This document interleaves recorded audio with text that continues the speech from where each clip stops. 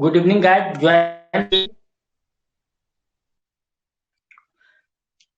आप सबका डीएटीसी रांची के ऑनलाइन प्लेटफॉर्म पे स्वागत है।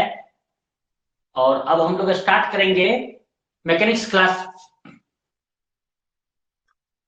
राइट।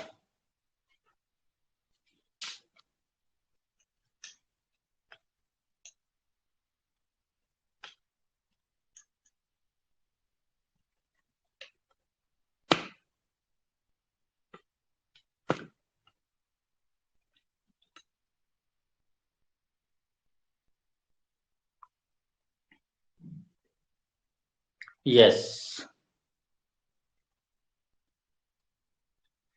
आज हम लोगों का लेक्चर नंबर 8 है शायद, राइट, मैकेनिक्स क्लास का।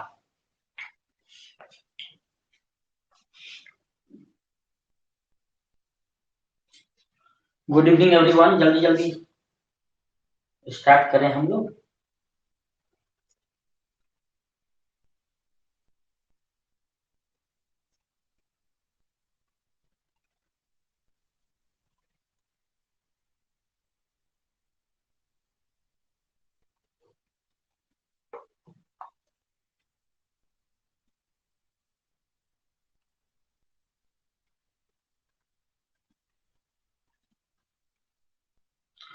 आज का टॉपिक है, हम लोग बात कर रहे थे एंगल ऑफ फ्रिक्शन के बारे में। आज का टॉपिक है angle of repose.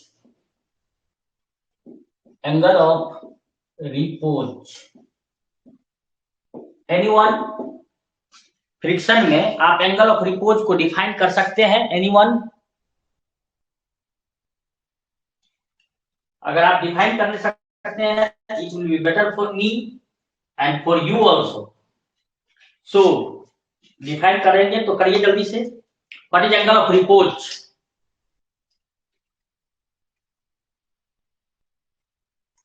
What is angle of repose,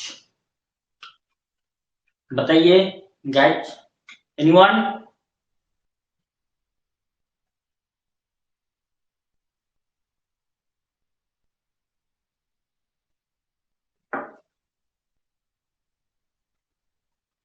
no one, no one is here.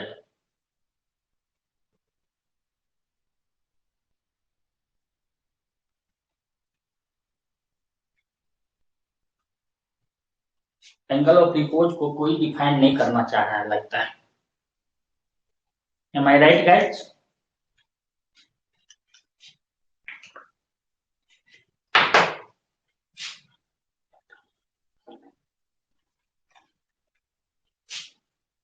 Define करिए। मनी, करिश्मा, कृष्णा, राहुल, एंजल, इतने लोग हैं, कोई डिफाइन नहीं कर रहा।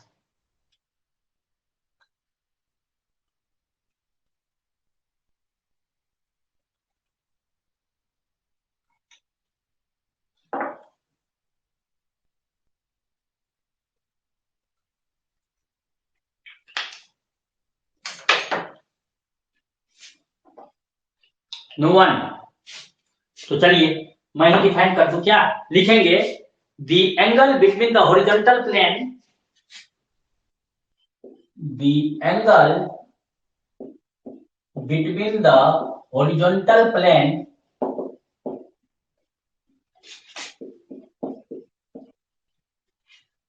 the angle between the horizontal plane and inclined plane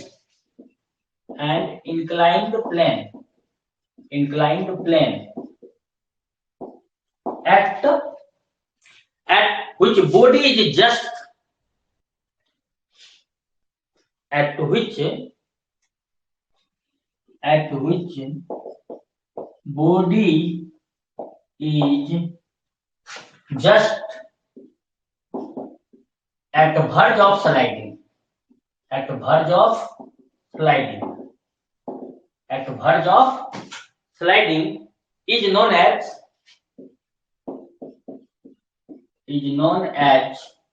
angle of repose, angle of repose। इसको generally हम लोग डिनोट करते हैं थीटा से, और एंगल ऑफ फ्रिक्शन को याद होगा लेमडा से कल हम डिनोट किए थे। राइट ना। देखिए definition,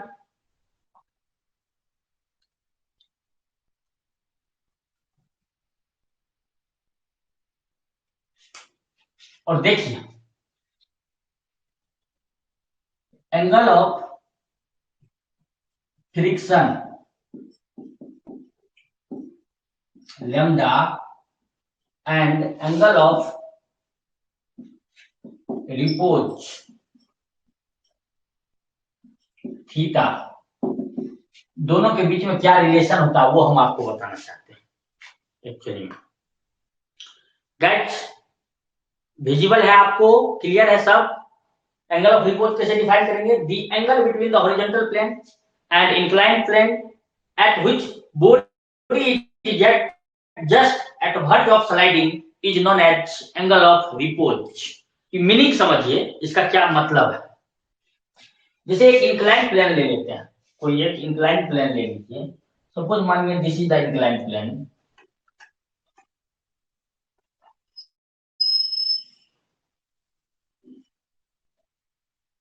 yes this is the inclined plane, ऐसा है। एंगल ऑफ इंक्लिनेशन ये है थीटा हॉरिजॉन्टल के साथ, ठीक है। मान लीजिए कोई एक बॉडी इस पे रखा है इस तरह से, ठीक है। अब यहां पे बातें समझने की कोशिश करना है कि अगर इस तरह का सिचुएशन है, इसका अगर बॉडी का मान लीजिए कि मास है m, बॉडी का मास क्या है अपना m है, m मास का बॉडी ऐसा मान लेते हैं। तो यहाँ पे जस्ट समझने की कोशिश कीजिएगा, m क्या है यहाँ, मास of the body, mass of the body, right. दूसरा टर्म यूज करेंगे यहाँ हम लोग, थीटा देखो, थीटा वहां आया है ना, दैट एंगल ऑफ रिपोज है, एंगल ऑफ रिपोज उसी को बोलते हैं angle of repose, repose angle of repose. Lambda आएगा अभी, that is angle of friction, angle of friction वो डिफाइन करेंगे उस फिगर में, देखो कैसे करते हैं। उसके बाद अपना एफ, छोटी एफ जो है वो है फ्रिक्शनल फोर्स, ये सब टर्म अभी यूज होगा, फ्रिक्शनल फोर्स छोटी एफ, और एन यूज करेंगे हम लोग for normal reaction, normal reaction, ठीक है ऐसा। और उसका जो वेट होगा mg, weight of the body, weight of the body. In parameter को अगर आप समझ पा रहे हैं तो देखिए, जस्ट समझने की कोशिश कीजिए। अभी क्या होगा कि ये बॉडी जो है, देखिए यहां इसका वेट काम करेगा इस तरह से नीचे, वेट mg, हाँ या ना। फ्री बॉडी डायग्राम इसका हम बना रहे हैं, आप जस्ट समझने की कोशिश कीजिए। और इसका नॉर्मल रिएक्शन इसके परपेंडिकुलर होगा कॉन्टेक्ट सरफेस के, ऐसा, this is normal reaction and, हाँ या ना। अब मीनिंग समझने की कोशिश कीजिए, ये नॉर्मल रिएक्शन है, ये नॉर्मल रिएक्शन है, और ये वेट काम कर रहा है एट व्हाट एंगल, यहां अगर आप बनाएंगे तो दिस एंगल विल बी कितना, जस्ट समझने की कोशिश कीजिए। तो ये देखिए, ये तो वेट जो है इसका, वो तो एक पर्टिकुलर एंगल पे यहाँ काम कर रहा था, इसको वेट को ना रिजॉल्व करना पड़ेगा, एक इधर काम हो, एक कंपोनेंट इधर होगा और दूसरा कंपोनेंट इसका इस तरफ होगा, राइट, इस तरफ एक हॉरिजॉन्टल कंपोनेंट, एक इसका वर्टिकल कंपोनेंट होगा। This horizontal component is mg sin theta, mg sin theta, and this vertical component for this mg is mg cos theta, mg cos theta, ऐसा, राइट। अब ये बताइए आप, इसका इस बॉडी का आपको एंगल ऑफ फ्रिक्शन याद है? अगर याद होगा तो एक बार एंगल ऑफ फ्रिक्शन याद करो और बताओ एंगल ऑफ फ्रिक्शन क्या होता था अपना।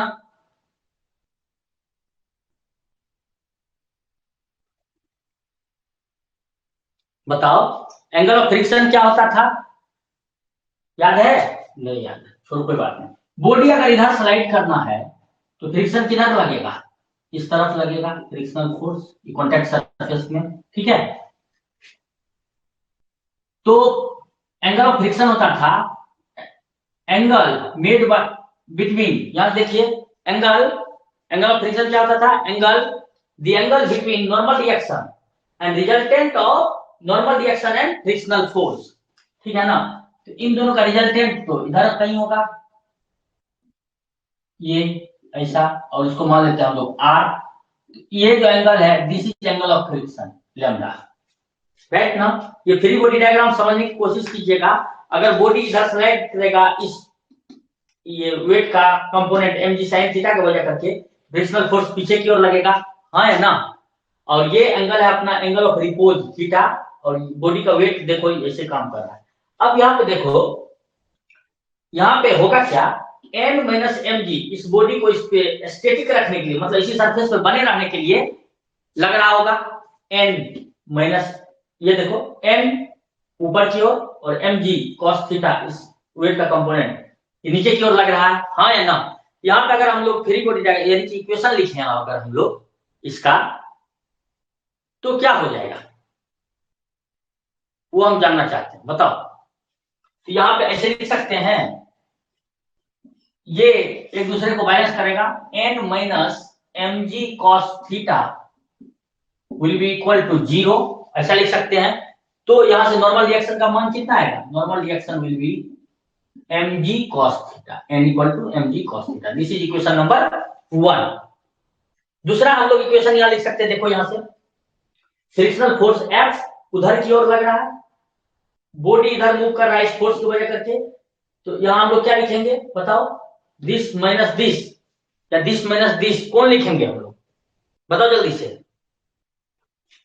जो मीनिंग समझिए, दिस माइनस दिस, ये F minus m g sine theta will be equal to 0, हाँ या ना, ऐसा लिखेंगे। यहां से हम लोगों को एफ के लिए कुछ आ जाएगा वैल्यू, क्या आएगा जल्दी बताओ, एफ इक्वल टू आ जाएगा m g sine theta, frictional force equal to, this is equation number 2, right. अब हम लोग क्या जानते हैं, इक्वेशन 2 को 1 से डिवाइड कर दो, डिवाइडिंग इक्वेशन 2 बाय इक्वेशन 1 क्या मिलेगा हम लोगों को, इक्वेशन 2 है एफ लेफ्ट हैंड साइड, ये n f by n will be equal to, ये है इधर mg sin theta divided by, ये क्या है अपना जल्दी देखो, m नॉर्मल रिएक्शन का मान mg cos थीटा, यही है ना।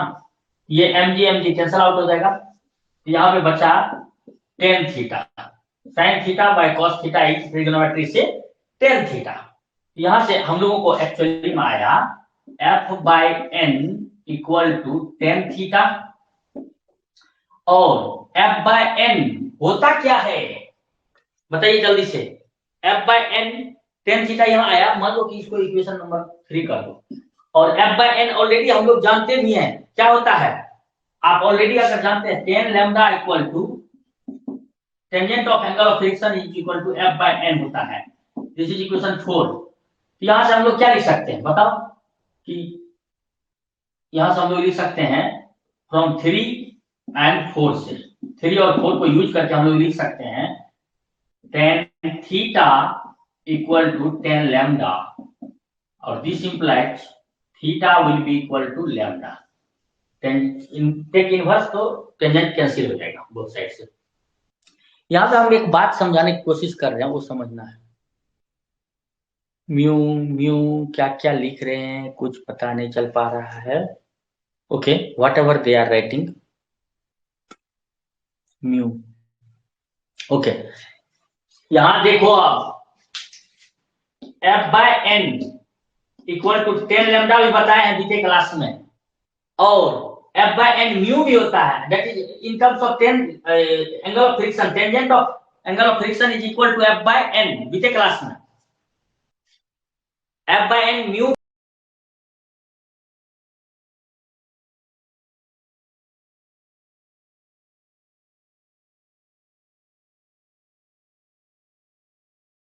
भी होता है,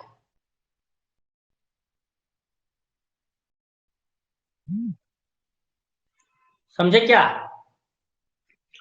यहां तक क्लियर है? यहां हम लोग क्या पाए result? Angle of repose is equal to angle of friction. याद रखना, एंगल ऑफ रिपोज,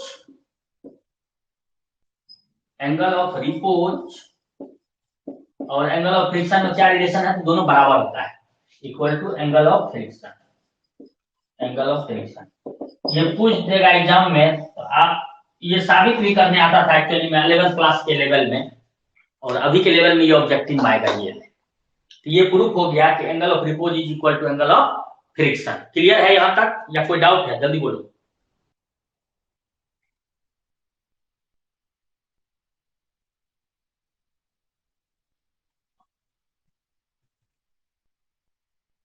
किसी को कोई डाउट है?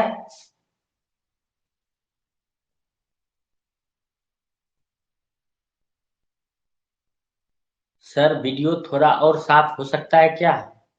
नहीं, ये तो अभी पूरा अपने पीक पे है करिश्मा, ये फुल फ्लेज वे में है, ये अपने तरीके से नहीं दिख रहा है। दिखना चाहिए क्योंकि हम तो फुल कंप्लीट ब्राइटनेस कर दिए हैं।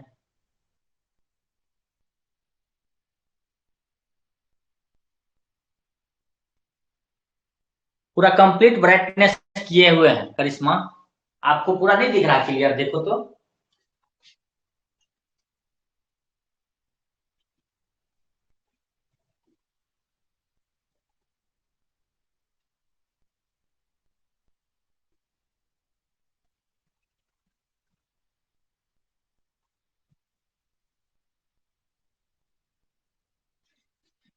दिखना तो चाहिए था। हाँ, हम अपने पास पूरा रखे हैं ब्राइटनेस, ठीक ना, जितना मुमकिन है इसमें। ओके, अब यहाँ पे हम लोग देखेंगे acceleration of a body sliding on inclined plane. ये कॉन्सेप्ट क्लियर है कि angle of repose and angle of friction आपस में बराबर होता है, वो था इक्वल। इसमें कोई डाउट है आपको? कुछ एक्सप्लेन हमको करना है? अगर नहीं करना है तो आगे बढ़ेंगे। जल्दी बोलो, जल्दी बोलो।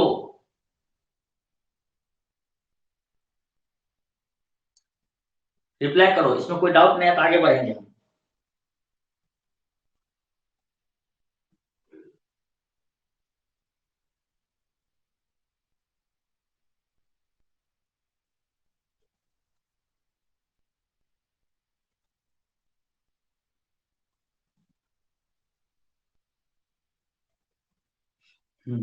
रिप्लाई आया? ओके, आगे बढ़ता है। तो देखिए,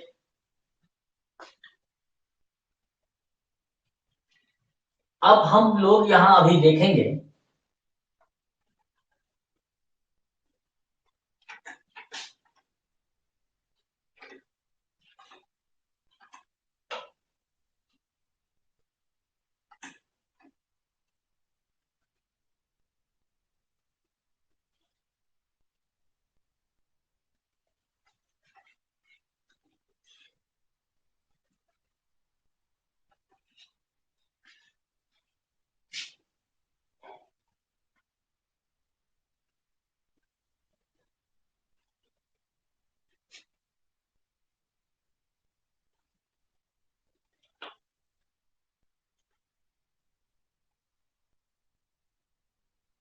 अब अपना टॉपिक है acceleration of a body sliding on inclined plane.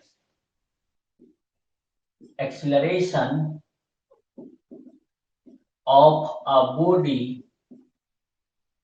sliding on a inclined plane, on an inclined plane.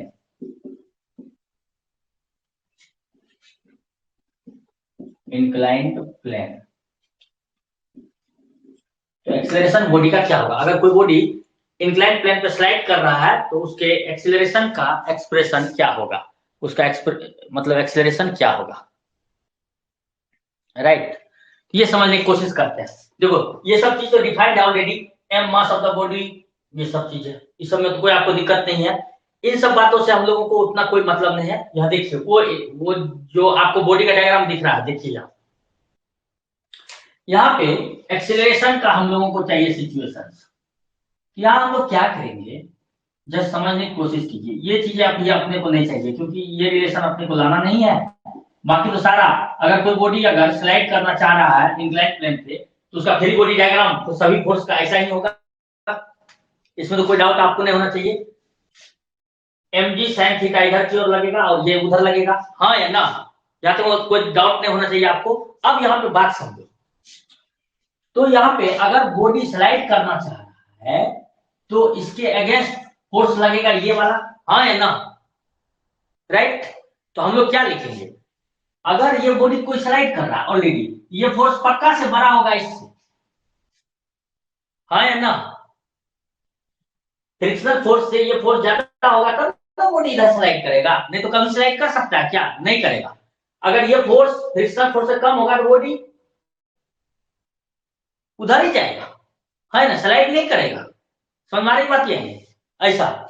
तो यहाँ पे हम लोग क्या लिखेंगे, तो mg इक्वेशन ऑफ मोशन लिख रहे हैं, mg sin theta minus kinetic friction equal to m into a, equation of motion m into a ना, ऐसा, राइट। थोड़ा आप भी हेल्प कीजिए तो हमको भी ज्यादा समझ में आएगा।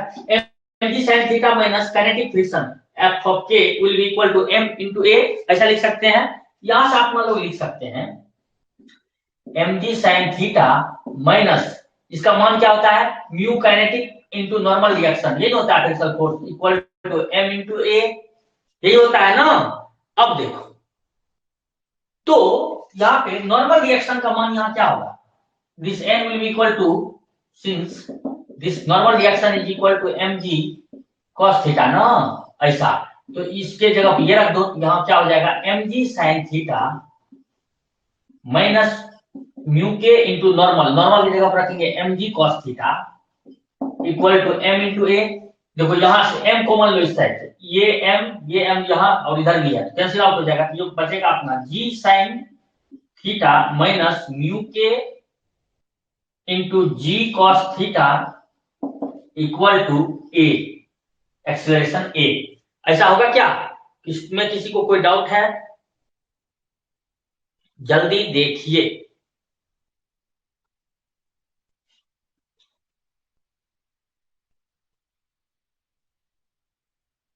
क्लियर है,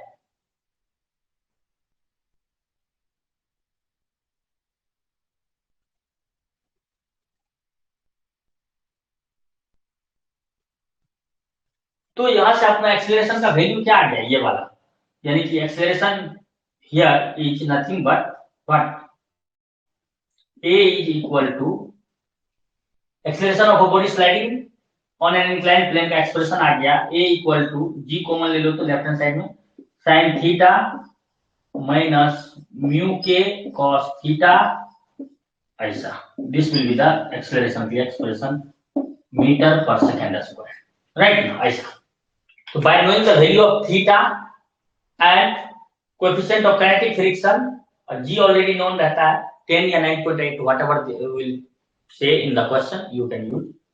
यहां से आप निकाल सकते हैं acceleration of the sliding body which is sliding on an inclined plane, या राइट। ओके नेक्स्ट, अब नेक्स्ट इसी में हम लोग देखते हैं, मान लो force required to stop the sliding of a body on an inclined plane, कितना फोर्स का जरूरत पड़ेगा कोई बॉडी अगर इंक्लाइंड प्लेन पे अगर स्लाइड कर रहा है तो उसको स्टॉप करने के लिए।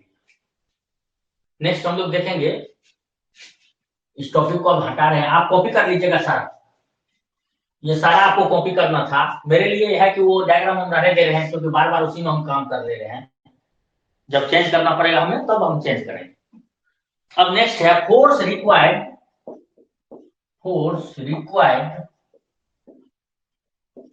To stop,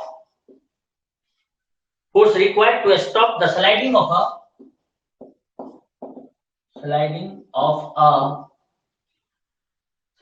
a body on an inclined plane,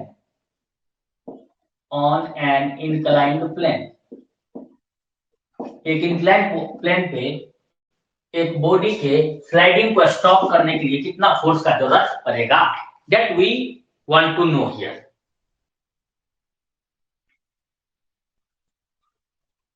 तो कैसे मतलब ये निकालेंगे, दैट इज द क्वेश्चन।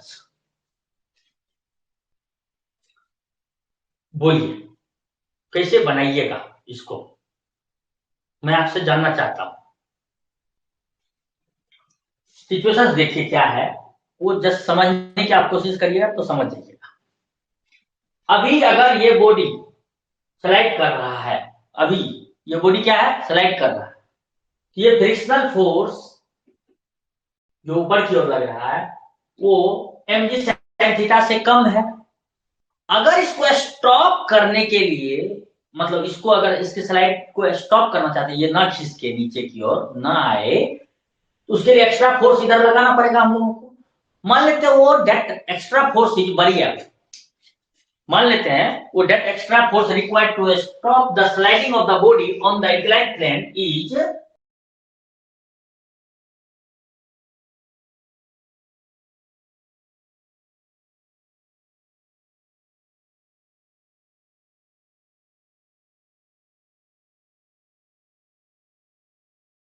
बड़ी। जो एक और एक्स्ट्रा फोर्स लगेगा वो क्या है, स्टॉप करने के लिए, वो है बड़ी एफ। तो इक्वेशन ऑफ मोशन क्या लिखेगा, बड़ी एफ प्लस छोटी f minus m g sine theta, हाँ या ना, स्टॉप करना है आपको, will be equal to 0, right. Stop करना है तो 0, अगर बॉडी मोशन में रहेगा तो एम एम ए के बराबर लिखा जाता है ऐसा। अब यहां से जस्ट देखिए, यहां से एफ बराबर क्या हो जाएगा, जल्दी बताओ, बड़ी एफ बराबर ये दिस बड़ी F will be equal to, ये उस तरफ चला जाएगा, m g sine theta minus frictional force, हाँ है ना, ये पोर्शंस, राइट। अब इसी को आप थोड़ा इलोबरेट कर दीजिए, F required force to stop the body का sliding will be equal to m g sine theta, F is mu k into N, है ना, नॉर्मल रिएक्शन एफ, हाँ या ना। तो यहाँ नॉर्मल रिएक्शन की जगह पर आप रख सकते हैं m g sine theta minus mu k, और ये है n m g cos theta from this diagram. तो यहां से लिख सकते हैं आप एम जी कॉमन ले लीजिए, क्या बचेगा अपना, sine theta minus mu k into m g, sorry mu k into cos, sorry m g common ले लिया है, कॉस थीटा दिस, यानी कि इस म्यू के को हम लोग म्यू रहने देते हैं, दैट विल बी बेटर, क्योंकि बॉडी का स्लाइडिंग स्टॉप करने वाले हैं ना, इसलिए। तो F इक्वल टू अपना एक्सप्रेशन आ गया, इतना न्यूटन का जरूरत पड़ेगा। यहाँ पे फिजिकल फोर्स के लिए म्यू सिर्फ कोएफिशिएंट यूज कर रहे हैं, म्यू इंटू एन, ठीक है ना, ऐसा। तो फोर्स कितना जरूरत पड़ेगा extra to stop the sliding of the body on the inclined plane, mg into sine theta minus mu cos theta, ऐसा, इतना न्यूटन, ठीक है। अब इस चीज को मतलब एक इस पर बेस्ड क्वेश्चन हो जाए तो दैट विल बी बेटर, कि कॉन्सेप्ट क्लियर हो जाएगा। यहां तक क्लियर है, force required to stop the sliding of a body on an inclined plane का एक्सप्रेशन, किसी को कोई डाउट है, आगे बढ़े, न्यूमेरिकल दें इस पे, प्रॉब्लम करें, जल्दी बताओ।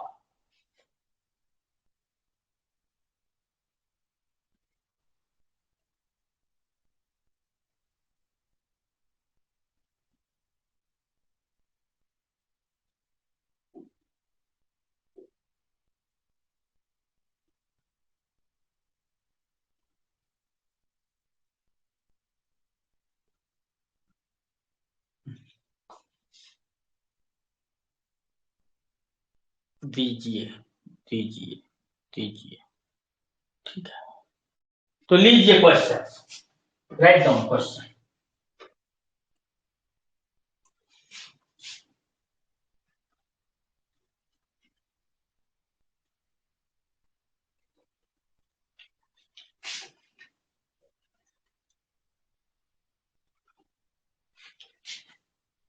क्वेश्चन है, a body of mass, a body of mass 5 kg, एक बॉडी है जिसका मास कितना है, 5 kg है, is is sliding on a rough inclined plane, on a rough inclined plane at an inclination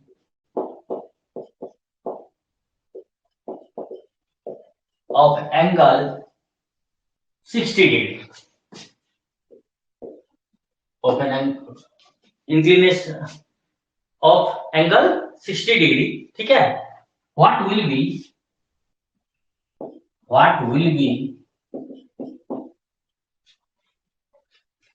acceleration of body if coefficient of kinetic friction is 0.2. Question बनाइए. Find solution fast. Acceleration का मान क्या होगा अगर आपको ये question mark हम यहाँ लिखा question mark. Coefficient of kinetic friction 0.2 दिया हुआ है. जल्दी बनाइए तो इस क्वेश्चन को.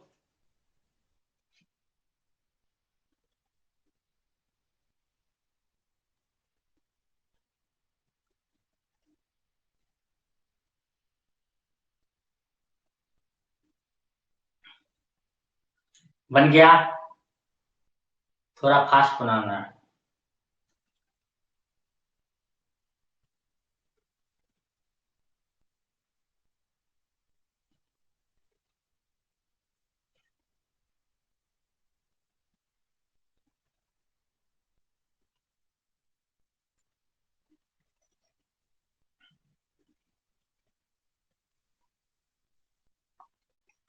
जल्दी जल्दी बनाइए.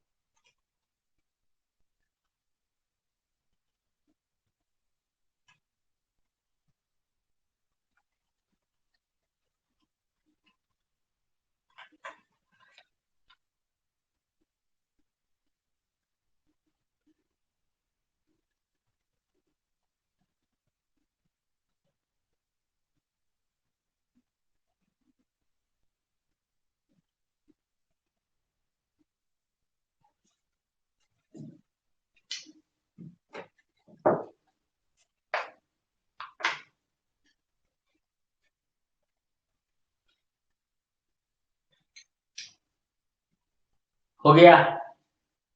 किसी को कोई तो आंसर आया होगा. 7.5 मीटर पर सेकेंड स्क्वायर अप्रोक्स ऐसा बोला.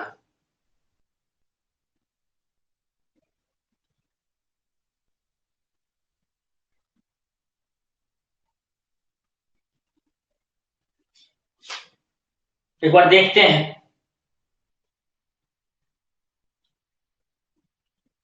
देखिए दिस इज द सिचुएशन जिसमें हम लोगों को m का मान क्या दिया हुआ है वहां लिख देते हैं. m इक्वल टू 5 kg दिया हुआ है.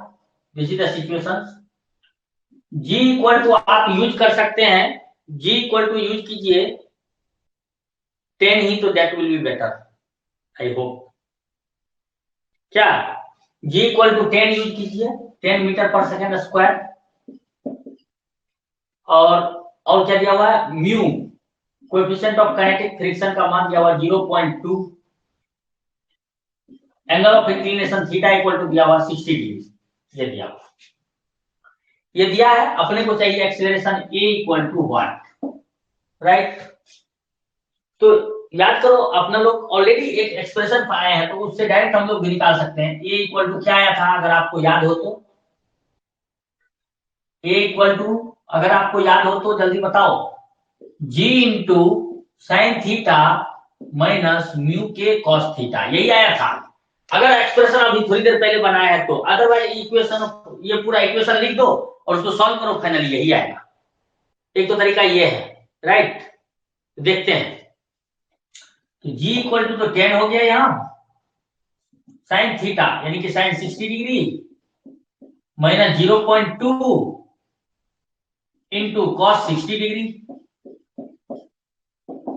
10 इंटू ब्रैकेट में साइन 60 डिग्री, साइन का मान बढ़ता चला जाता है ना, ये हो जाएगा √3/2 माइनस 0.2 इंटू कॉस 60, कॉस का मान क्या होता है, घटता है, ये हो जाएगा 1/2 ऐसा। 10 इंटू, इसको सॉल्व करेंगे, देखिए अब ये डेसिमल रिमूव कर दो, यहाँ हो जाएगा 10, ये 2 कैंसिल, 1/10 यहाँ है, एलसीएम ले लो अंदर में, तो अंदर में क्या हो जाएगा एक बार हमको बताना, अंदर में दो, एक्चुअली वैसे लिख दो पहले, √3/2 माइनस 1/10, तो 10 गुने, एलसीएम हो जाएगा 2 और 10 का 10, यहाँ हो जाएगा अपना 5√3 माइनस 1, ये 10 10 कट गया, फाइनली आंसर आ गया 5√3 माइनस 1, इतना मीटर पर second square. This will be the answer if option is given like this, then अगर ऐसा नहीं दिया है तो तब वैल्यू पुट अप करो। तो अब अगर आप a इक्वल टू रखते हैं तो क्या होता है, 5 इंटू √3 का मान होता है 1.732 माइनस 1, इसको गुना कर लो, 5 से 5 दूनी 10, 5 किया 15, 1 16, 7 5 35, 1 36, 5 3 8, 8 पॉइंट दिस मच माइनस 1, तो फाइनली आंसर आएगा 7.66 मीटर पर second square. This will be the acceleration. हमको चूंकि आंसर पता नहीं था इसलिए हम बनाए, तो आप लोग को हम कैसे बोलते, this will be the answer, अगर आप लोगों को आया है तो, ठीक है, ऐसा 5.66। कोई दिक्कत, तो ये हो जाएगा, वेरी इजी है ना, वेरी इजी। इस तरह से आप सवाल बना सकते हैं इजीली, कोई दिक्कत नहीं होना चाहिए मेरे हिसाब से। नाउ एक और बात, अब देखो इंपॉर्टेंट बात, क्लियर है सबको, होपफुली सबको क्लियर है, आगे बढ़े हम लोग, फ्रिक्शन को जल्दी जल्दी हम लोग को फिनिश करना है, आगे बढ़े हैं, बोलो यस। यहां तक अगर क्लियर है तो आगे बढ़ते हैं हम लोग।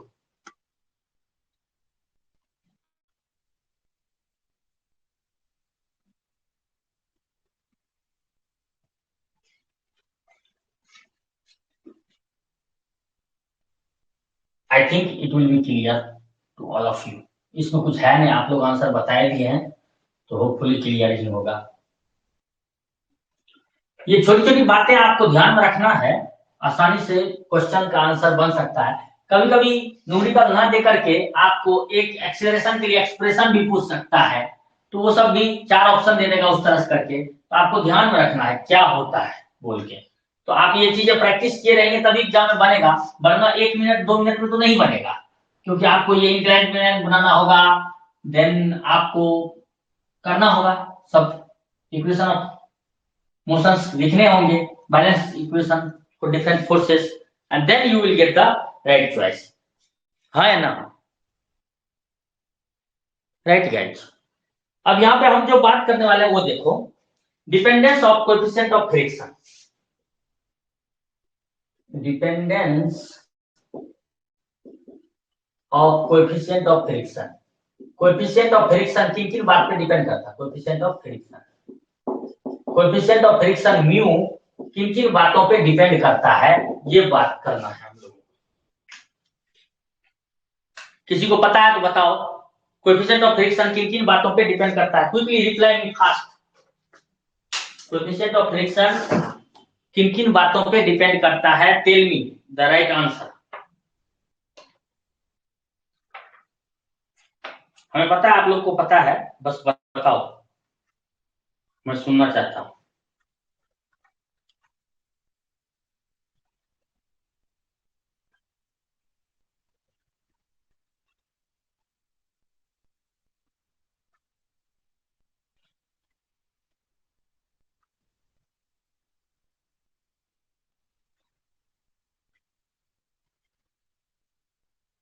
कोई बताएगा?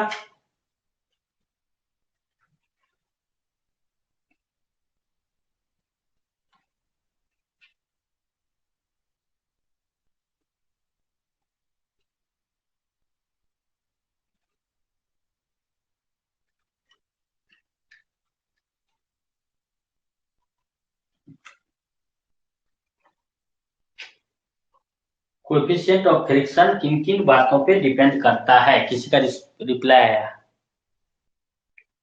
ये लिखा सरफेस के ऊपर। मतलब सरफेस के ऊपर मतलब बोलने का मतलब क्या है आपका? सरफेस फिल्म के ऊपर, सरफेस कैसा है ना, फिनिशिंग ऑफ सरफेस के ऊपर, ये बोलने का मतलब है, राइट? यस, ये चलेगा, ये सही है। और बोलिए।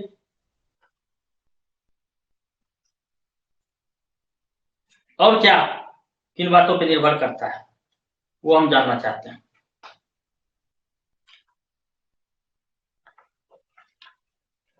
और ये किन बातों पे निर्भर करता है?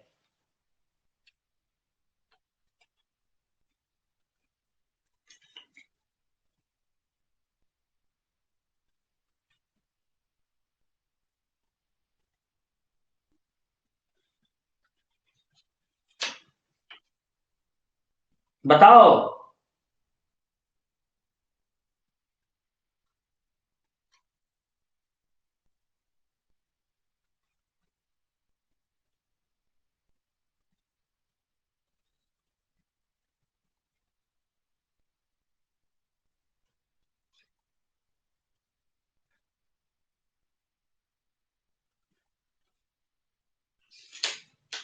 कोई नहीं बोलेगा, नहीं बोलेगा तो हम भी नहीं बोलने वाले हैं।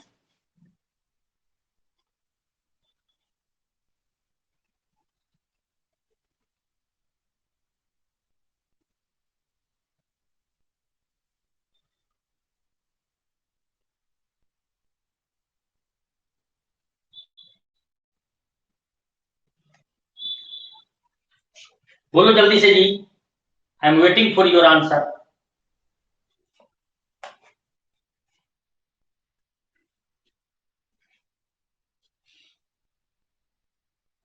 सरफेस स्मूथ और रफ पे, फोर्स पे, मास पे।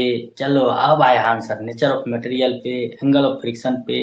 अयप्पो, हाँ अब खुल के निखरा है। हमारे धुरंधर लोग अब खुल के निकले हैं। देखिए किन किन बातों पे डिपेंड करता है, तो वो फॉलोइंग बात पे डिपेंड करता है। पहला बात देखो, फिनिशिंग ऑफ सरफेस पे देखो लो, तुम लोग क्या क्या बोले हो इसमें, उसका आंसर कितना मैच करा। फिनिशिंग ऑफ सरफेस पे, सरफेस का फिनिशिंग कैसा है, इस बात पे डिपेंड करता है। दूसरा, नेचर ऑफ मटेरियल पे, मतलब वो मटेरियल कैसा है, किस प्रकृति का है, नेचर ऑफ मटेरियल पे। तीसरा, सरफेस फिल्म पे। अच्छा, ये सरफेस फिल्म आप लोगों को थोड़ा बहुत समझ में आएगा एमएससी लेवल में, लेकिन जब रिसर्च वगैरह करेंगे तब ये फिल्म वगैरह, थीन फिल्म वगैरह ऐसे था, एक शायद एमएससी में हुआ होगा कोई एक subject, STF, surface thin film के बारे में analysis, top down bottom up ऐसा वाला कुछ प्रोसेस होता है। ये सब चीजें आप अगर आप पढ़े होंगे तो, नहीं पढ़े होंगे तो कोई बात नहीं, सरफेस फिल्म्स के ऊपर। और इसी तरह से चौथा बात, ये निर्भर करता है कॉन्टामिनेशन पे। किस चीज पे? Contamination, contamination. और पांचवा बात, ये डिपेंड करता है टेम्परेचर पे, टेम्परेचर पे। ये सब थोड़ा ये सब फिल्म फिल्म के लिए है, इसीलिए ये सब बात आ रहा है, ठीक है ना। ऐसे तो आ गया था फिनिशिंग ऑफ सरफेस और नेचर ऑफ मटेरियल, इतना बोल देंगे तो काम चल जाएगा। तो ये तीन बातें भी ध्यान में आप रखेंगे, क्योंकि आप एमएससी के स्टूडेंट हैं। सरफेस फिल्म के ऊपर, और कॉन्टामिनेशन, और टेम्परेचर के ऊपर। और ये हो गया मेन बात ये है, यानी कि कहने का मतलब देखो यहां से, फिनिशिंग ऑफ सरफेस का मतलब है nature of surface, nature of surface, वो कैसा सरफेस आप है, उसका नेचर क्या है, उस बात के ऊपर, ठीक है। तो कोएफिशिएंट ऑफ फ्रिक्शन इन सब बातों पे डिपेंड करता है। Finishing of surface, nature of material यानी कि फिनिशिंग ऑफ सरफेस को आप नेचर ऑफ सरफेस भी बोल सकते हैं, सरफेस फिल्म पे, कंटामिनेशन पे, टेम्परेचर पे। ओके, ऐसा ये डिटेल्ड नॉलेज है इसके बारे में। अब यहाँ एक क्वेश्चन देते हैं, वो उसका आंसर करो तब समझ में आएगा। या तो नोट में यहाँ एक बात लिख लो, नोट में लिख लो, coefficient of friction, coefficient of friction is independent of, स्वतंत्र होता है, निर्भर नहीं करता है, इज इंडिपेंडेंट ऑफ किस चीज पे, किस चीज से इंडिपेंडेंट होता है, area of contact, area of contact, area of contact, area of contact से स्वतंत्र होता है कोएफिशिएंट ऑफ फ्रिक्शन। ये क्वेश्चन एग्जाम में पूछ देता है, ठीक है ना। लेकिन ये डिपेंड करता है नेचर ऑफ सरफेस पे मेनली, और नेचर ऑफ सरफेस में ये भी बात आप इंक्लूड बाद में कर सकते हैं, nature of material, surface film, contamination and temperature. अब क्लियर है गाइस? अगर एक वर्ड में बोले coefficient of friction mainly depends on nature of surface only, but it is independent of area of contact. ये एरिया ऑफ कॉन्टैक्ट और nature of surface पे dependent option देता है अपने में। जैसे हम अब ये क्वेश्चन लिखने वाले हैं, ये लिखो, ये है क्वेश्चन, इसका आंसर कैसे करोगे? The coefficient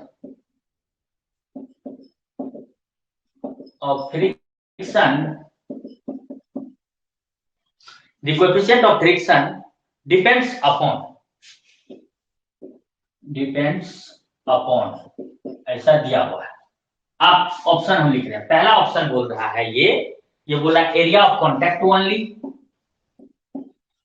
area of contact only. दूसरा ऑप्शन में बोल रहा है nature of surface only, nature of surface only. Option C में बोल रहा है बोथ ए एंड बी, मतलब दोनों ऑप्शन सही है। और ऑप्शन डी में बोल रहा है नन ऑफ दीज, इनमें से कोई नहीं, नन ऑफ दीज। तो बताओ राइट चॉइस कौन सा है इसमें?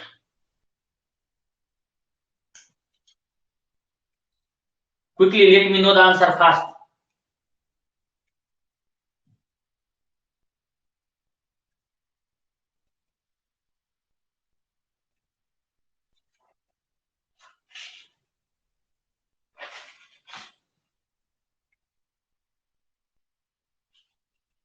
कोई बोलेगा?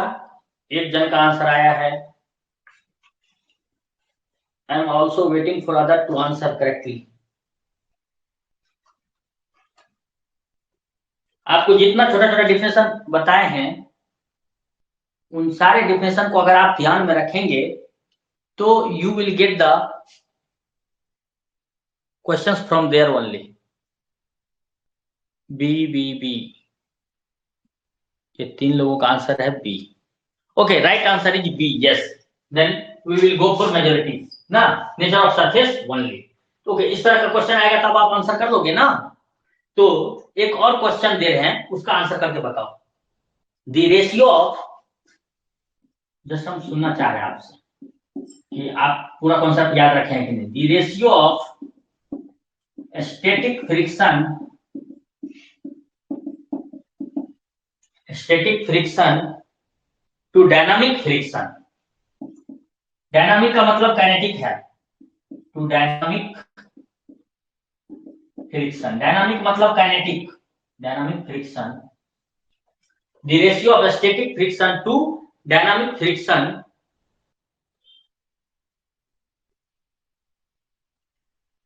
the ratio of static friction to dynamic friction is always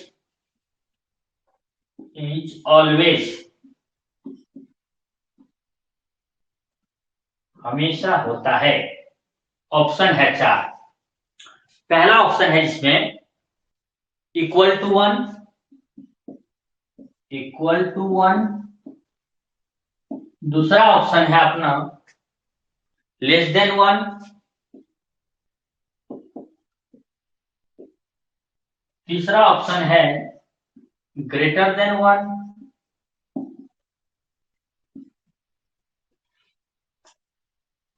और चौथा ऑप्शन है नन ऑफ दीज। बताओ कौन सा सही होगा? None of these. इस तरह से क्वेश्चन यहां से आएगा। यहाँ डायनामिक फ्रिक्शन का मतलब है काइनेटिक फ्रिक्शन। डायनामिक का मतलब है काइनेटिक फ्रिक्शन। ऑप्शन सी ऐसा बोला। ओके, इसको कैसे बनाओगे? याद रहे, हमने बताया था आपको, limiting friction is less than static friction, static friction is less than kinetic friction. अगर याद है आपको तो ये रिलेशन हम बताए थे आपको, राइट?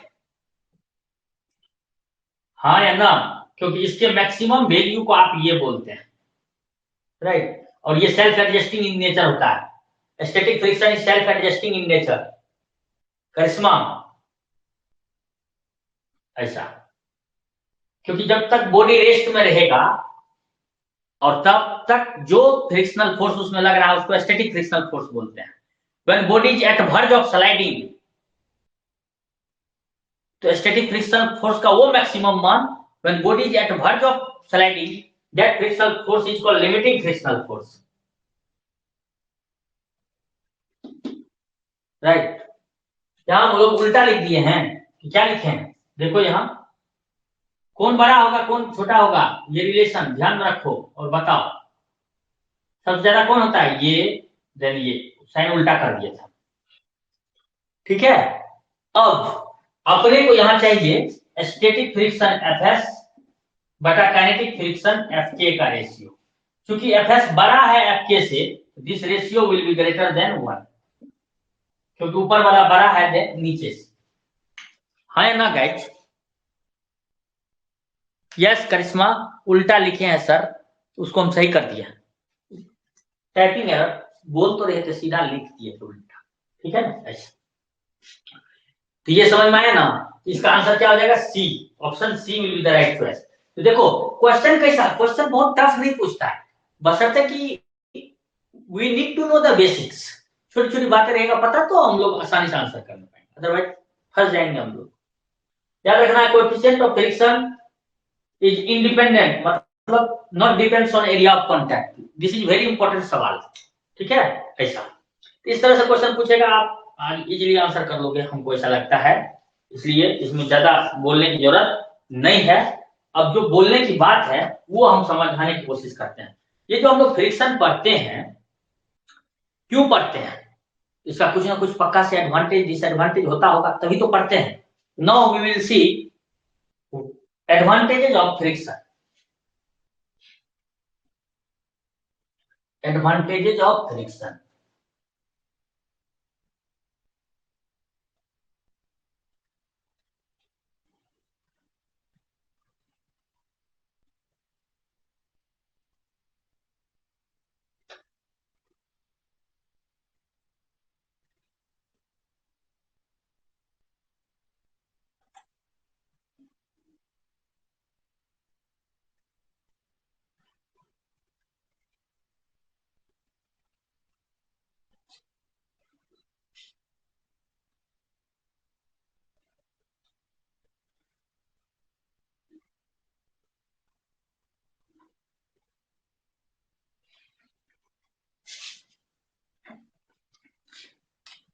अब देखेंगे हम लोग एडवांटेजेस ऑफ फ्रिक्शन। फ्रिक्शन का क्या एडवांटेज है?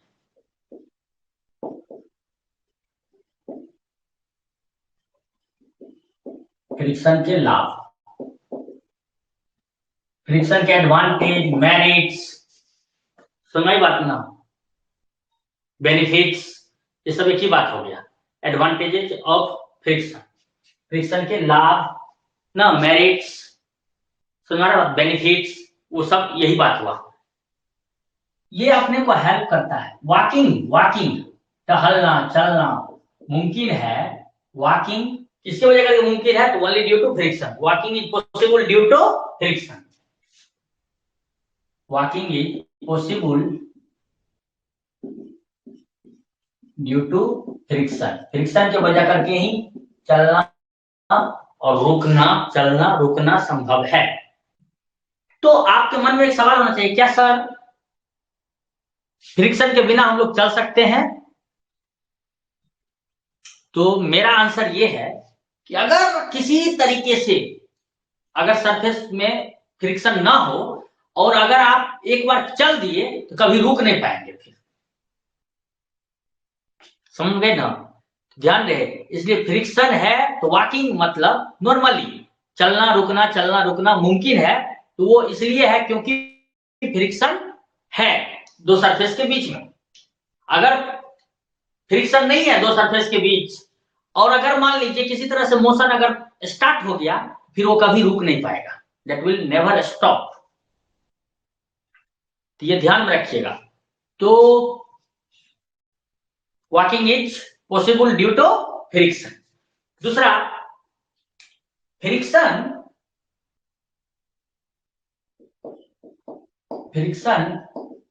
अवॉइड एक्सीडेंट, दुर्घटना को ये अवॉइड करता है। फ्रिक्शन है तो दुर्घटनाएं कम होगी, अगर फ्रिक्शन खत्म हो जाएगा दुर्घटनाएं ज्यादा होगी। और तीसरा एडवांटेज ये है, अभी हम बोर्ड पे लिख पा रहे हैं ना, आप कॉपी पे लिख पा रहे हैं ना, writing on paper and on black board, यहां मेरा तो व्हाइट बोर्ड है, and on the black board या white board, black board slash white board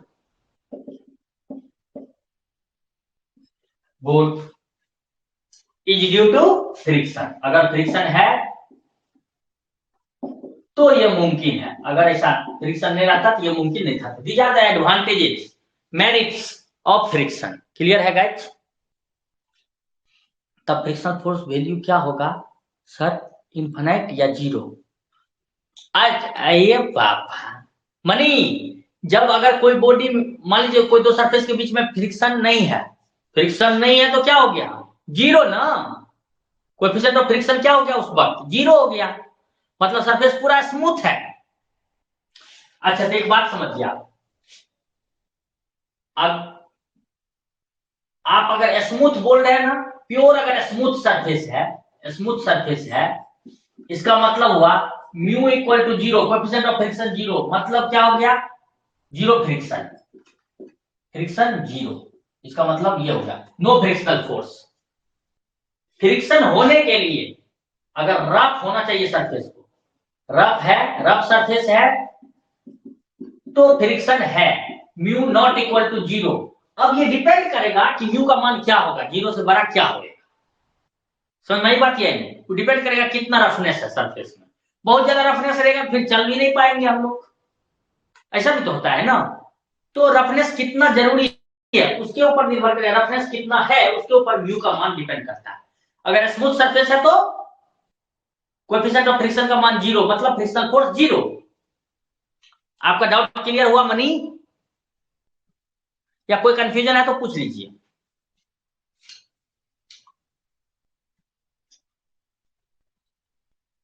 now next is disadvantage यानी डिमेरिट्स ऑफ फ्रिक्शन। इसका एडवांटेज है तो कुछ डिसएडवांटेज भी होता होगा।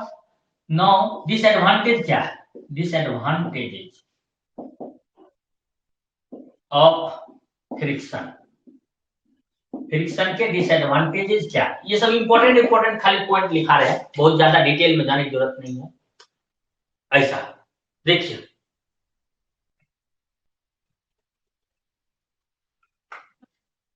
फ्रिक्शन का डिसएडवांटेज क्या है, फ्रिक्शन है तो इसका क्या डिसएडवांटेज है? इसका डिसएडवांटेज ये है, क्योंकि फ्रिक्शन है, फ्रिक्शन के वजह करके किसी भी बॉडी को मूव करने के लिए एक्स्ट्रा एफर्ट लगाना पड़ता है। तो लिखेंगे पहला डिसएडवांटेज इसका, due to friction an extra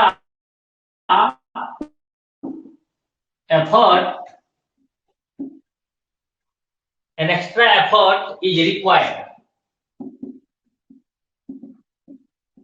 to move a body, to move a body, एक बॉडी को मूव करने के लिए एक्स्ट्रा एफर्ट लगाना पड़ता है क्योंकि फ्रिक्शन है, इसलिए ये हो गया थोड़ा डिसएडवांटेज। दूसरा, friction causes injury, friction causes injury, ठीक है ऐसा। और फ्रिक्शन के वजह करके फ्रिक्शन कॉजेज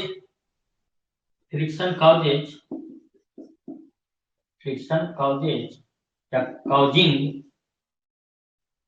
काउजिंग या काउजेज लिखो, ज्यादा अच्छा सेंटेंस बनेगा। फ्रिक्शन काउजेज वियरिंग, मतलब wear and tear effect, wearing and tearing effect, wearing and tearing effects, wearing and tearing in the machine devices वगैरह, राइट ना, साइकिल वगैरह में जो जितने भी डिवाइसेस है सब। तो देखो डिसएडवांटेज क्या है, due to friction an extra effort is required to move a body, friction causes injury, friction causes wearing and tearing in the machines, these are the disadvantage, right guys, यहां तक clear है। अब हम लोग देखेंगे friction को हम लोग रिड्यूस कैसे कर सकते हैं, अगर ज्यादा फ्रिक्शन है तो उसको रिड्यूस कैसे कर सकते हैं। Now what we will see method to reduce the friction, copied guys.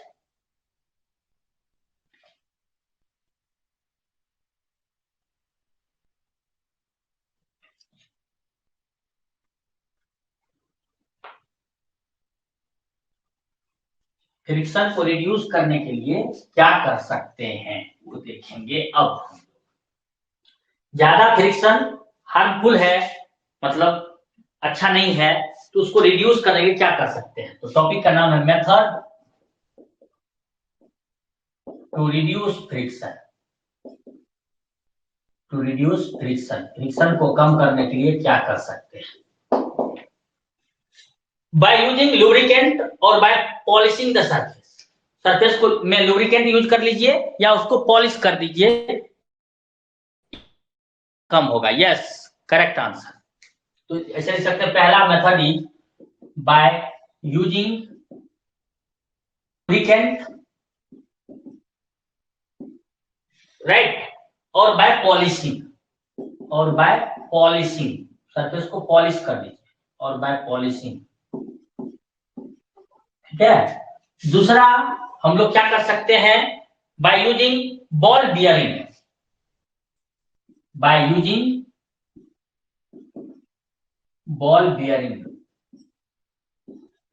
Bearing, ठीक है ना ऐसा। तीसरा आप by converting kinetic friction into rolling friction, by converting kinetic friction into rolling friction, kinetic friction को आप रोल करने वाला फ्रिक्शन, रोलिंग फ्रिक्शन में कन्वर्ट कर दीजिए, रोलिंग फ्रिक्शन, उससे भी आपका फ्रिक्शन रिड्यूस हो सकता है। These are the different methods to reduce the friction. Clear है।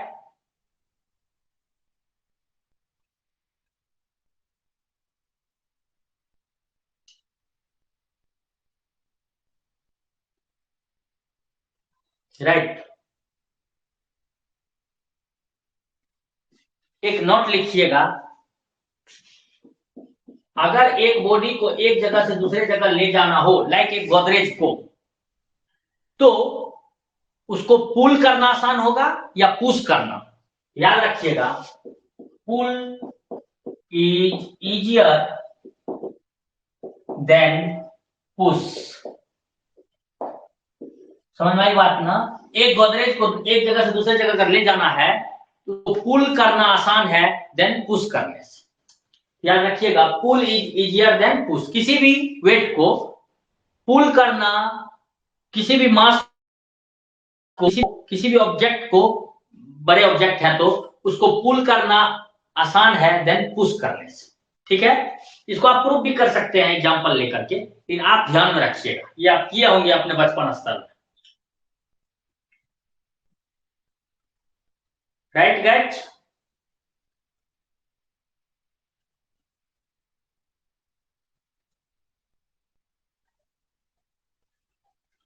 यहां तक में कोई डाउट है तो बताओ।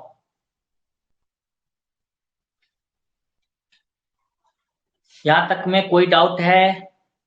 Do you have any kind of doubt till now? तो फ्रिक्शन ओवर हो गया अपना। Basics information regarding the frictions हम लोगों ने फिनिश किया।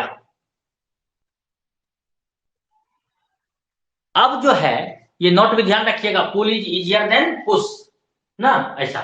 ओके, अब हम लोग इसमें आगे देखेंगे, छोटी छोटी बातों को देखते हुए आगे बढ़ेंगे, but that we will study in the next class. एक बार फिर से मैं आपको बता देता हूं, जो लोग पढ़ रहे हैं उसके लिए कोई दिक्कत नहीं, आप लोग अपने दोस्तों को भी शेयर कीजिए थोड़ा कि यहाँ अपने यहाँ क्लासेस रनिंग है, subject wise for PGT physics या लैब असिस्टेंट के लिए या टीजीटी के लिए, ठीक है। सब्जेक्ट वाइज क्लासेस ज्वाइन कर सकते हैं, और उसको अगर डिटेल्ड में पढ़ना है, एक्चुअली में पूरी डिटेल्ड में पढ़ना है कोई भी टॉपिक को, तो इस तरह से हम जो जैसे हम पढ़ा रहे हैं उस तरह से हम पढ़ाते हैं, ठीक है ना। तो दोस्तों को शेयर करना ना भूलिए, जितने भी लोग जान पहचान वाले हैं सबको शेयर कर दीजिए। फिजिक्स और मैथ का क्लास वो हमसे डायरेक्टली ज्वाइन कर सकते हैं, ठीक है, ऐसा। और हम ये बोलने वाले थे कि जो लोग अभी तक एप्स डाउनलोड ही नहीं किया है ना, वो एप्स डाउनलोड करिए। यूट्यूब पे भी कुछ वीडियो हमारा डेमो पर्पस के लिए अवेलेबल है, वहां देख करके आप समझ सकते हैं चीजें ऐसे पढ़ना है, अगर आप नए हमको ज्वाइन करना चाहते हैं। और वहां पे यूट्यूब चैनल को सब्सक्राइब कर लीजिए, उस वीडियो पसंद आता तो लाइक कीजिए, उस पर कमेंट कीजिए, दोस्तों को शेयर करते रहिए, ठीक है ना, ऐसा। क्लास ज्वाइन करने के लिए आपको the ATC Ranchi NEET JEE PSU का ऐप गूगल प्ले स्टोर से डाउनलोड करना होगा, एंड तब आप उसमें देखेंगे डिफरेंट सब्जेक्ट्स का क्लास चल रहा है, जिसमें आप इंटरेस्टेड रहेंगे उसको परचेज करके क्लासेस कर सकते हैं। ओके, और अगर आपको कोई दिक्कत हो रही है before purchasing, you can contact me on my mobile number, okay ना। हाँ, कोई और बोल रहे थे कुछ क्या? आज का क्लास इतना ही रखते हैं, हम लोग फिर नेक्स्ट क्लास करेंगे, ठीक है, कल के क्लास में। आज के लिए इतना ही, थैंक यू।